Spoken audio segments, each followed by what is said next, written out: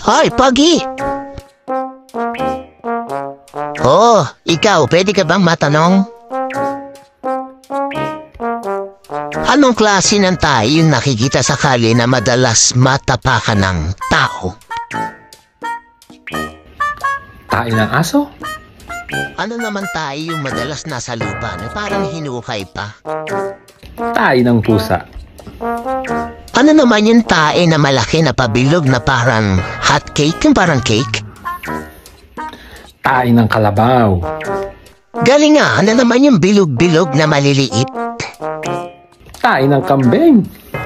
Ano namang tae yung nasa bubungan, minsan nasa ulo? Ipot ng ibon?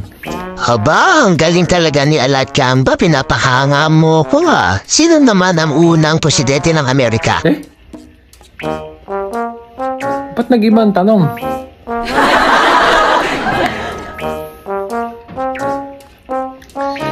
Di ko alam yan. Pass. Hindi ko talaga alam. Grabe ka, Alat Kamba. Hanga pa naman ako sa'yo. Yung pala, sa tae ka lang magaling, Alat Kamba.